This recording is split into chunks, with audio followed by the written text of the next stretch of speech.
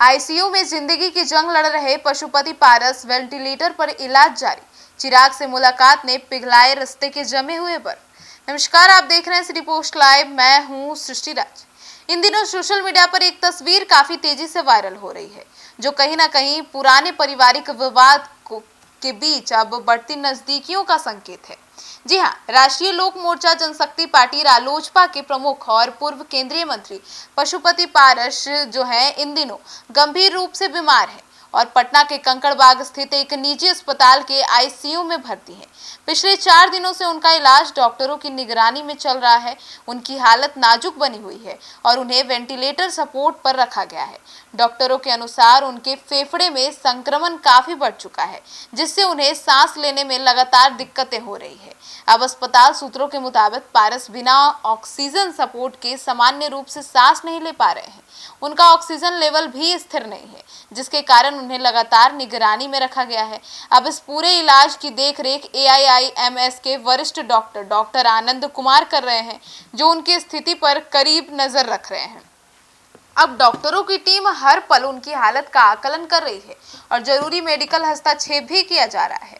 अब पशुपति पारस की पत्नी शोभा देवी अस्पताल में ही उनके साथ मौजूद हैं और लगातार उनकी देखभाल भी कर रही हैं। उन्होंने मीडिया से बातचीत में बताया कि उनकी हालत से पहले से थोड़ा सुधार जरूर है, लेकिन खतरा अभी टला नहीं है। उन्होंने यह भी बताया कि करीब 10 साल पहले भी पशुपति पारस को सीने से जुड़ी गंभीर समस्या हुई थी, जिसके बाद उनका ऑपरेशन हुआ था और उस समय भी उनके फेफड़ों में संक्रमण बढ़ गया था और उन्हें लंबे समय तक इलाज कराना पड़ा था।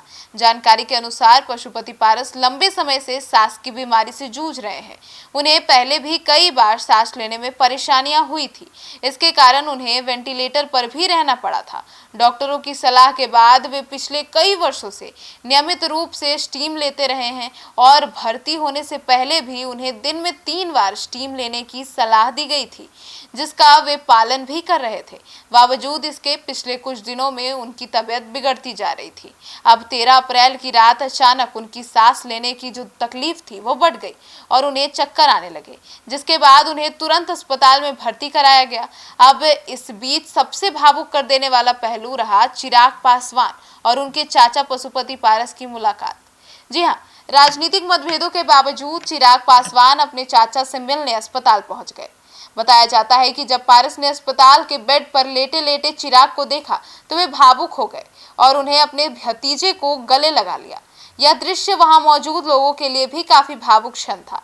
चिराग पासवान ने 14 अप्रैल को पहली बार चाचा से मुलाकात की थी। उन्होंने कहा कि पशुपति पारस मेरे लिए पिता समान है। मैं यहाँ एक राजनेता के रूप में नहीं, बल्कि एक बेटे के रूप में अपने अभिभावक का हाल जानने आया हूँ। राजनीति अपनी जगह है, लेकिन परिवार और रिश्ते उनसे ऊपर होते हैं। उन्होंने डॉक्टरों की टीम से भी विस्तार में बातचीत की और चाचा के स्वास्थ्य की जानकारी ली। अब इसके साथ ही उन्होंने अपने सोशल मीडिया अकाउंट पर मुलाकात की तस्वीरें भी साझा की। इसके साथ स्वास्थ्य होने की कामना भी की। अब गौर करने वाली बात यह है कि साल 2021 में लोक जनशक्ति पार्टी में बड़ी टूट हुई थी, जिसके बाद चाचा भतीजे के रिश्ते में दरार आ गई। रामविलास पासवान के निधन के बाद पार्टी की जो कमान है उसको लेकर विवाद हो गया और पार्टी 2 हिस्सों में बंट गई।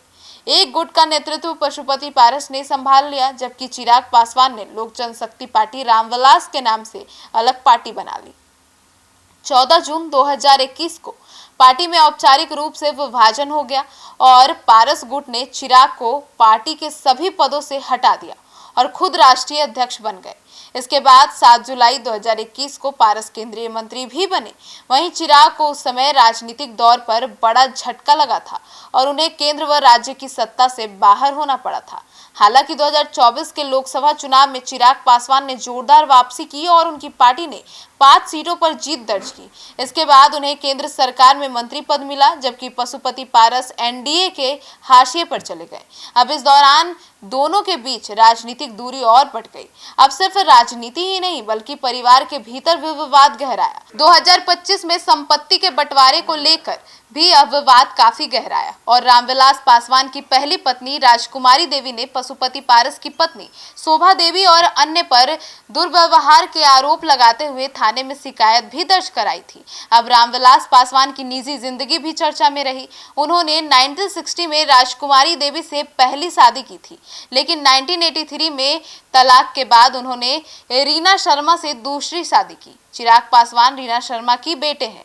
अब इसके बावजूद चिराग का अपनी बड़ी मां राजकुमारी देवी से भी अच्छा संबंध रहा और वे अक्सर अपने पैतृक गांव जाते रहे हैं।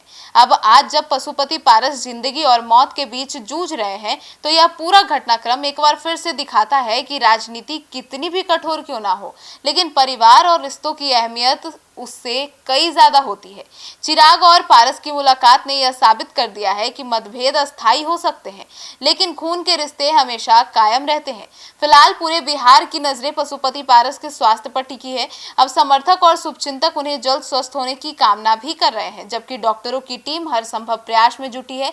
अब आने वाले दिनों में उनके स्वास्थ्य के लिए बेहद महत्वपूर्ण माने जा रहे हैं। अब देखिए आगे क्या होता है। धन्यवाद।